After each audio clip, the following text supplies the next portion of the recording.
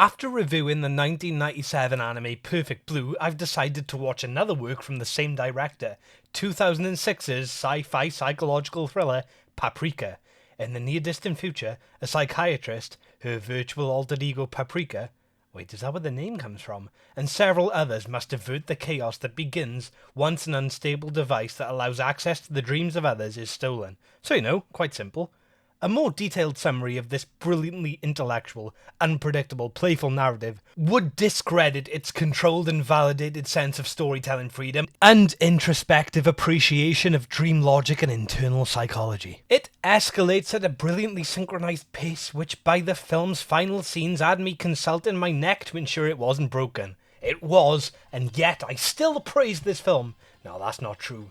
Do not watch films that might break your neck due to pacing. There's a reason that's an ancient Zen proverb. The film explores complicated motivations and unorthodox ideology, and as a result, indicates as astute an understanding of the murder mystery story as many more conventional examples of the genre have displayed.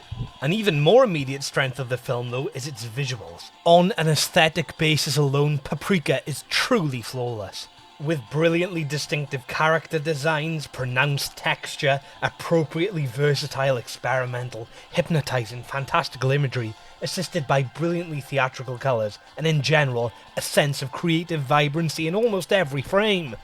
General sense of creative vibrancy in almost every frame was in fact the original title, but it didn't fit on the screen. Vocally charged, dramatic, semi-heavenly music which seems to be frequently used in anime is yet again used in this film, though this time with obvious techno influences adding an entrancing quality. Given the title was Paprika, however, they missed an opportunity to feature music by the Spice Girls. The characters are well defined and given balanced focus and screen time, a statement that is true of both this movie and the Spice Girls actually. The assertive, solemn protagonist is counterbalanced entertainingly with a more cheerful, dream-altered ego, Paprika, but is matched by her other self in capability and determination. As well as her, Detective Konakawa, too, is a particularly intriguing and sympathetic character. There is very little to actively criticise about this film. There are occasional moments of heavily expositional dialogue, which is a trope I typically dislike, but just as with Ghost in the Shell, which the original Japanese recording of shares several voice actors, it feels totally necessary given the complicated story, and justified due to the intellectual and eccentric nature of several characters. Another factor of the film I would typically view as a negative is the confusing nature of some elements of the story.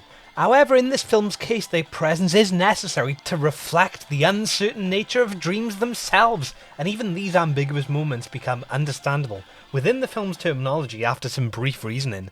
I've discovered, though, that it's based on a novel, and if it follows the novel closely, I dread to imagine how confusing it can be to read at times. My one genuine criticism is lack of music from the Spice Girls. No.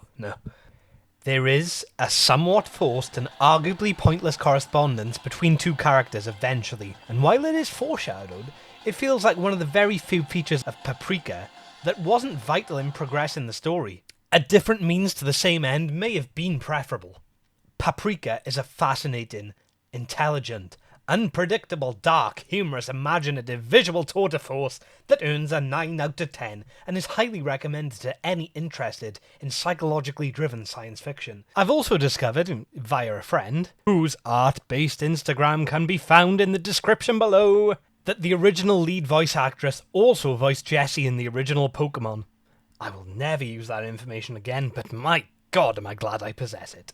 Of the 4 anime films I've reviewed, a list which incidentally also consists of Perfect Blue, Ghost in the Shell, and Akira, all of which are Japanese and animated, coincidentally enough. Also incidentally, all available on the Animated Classics playlist that will be featured at the end of this video. Paprika is a very close second favourite after Ghost in the Shell. It needs to be emphasised that that decision is really on the razor's edge. Ghost in the Shell's commentary feels marginally clearer, and its messages on advanced robotics resonate with me ever so slightly more. Thanks for watching, and if I don't see you next time, I'll assume you're trapped in a virtual dreamland. It's best to watch this film before that happens, to find out how to resolve that situation. All I know for sure is the Spice Girls music should be involved. Slam it to the left if you're having a good time, shake it to the right if you know that you feel fine, cheek is in the front, ha, ha, ha, see ya! Hold tight. La la la la la la la la la. La la la la la la la.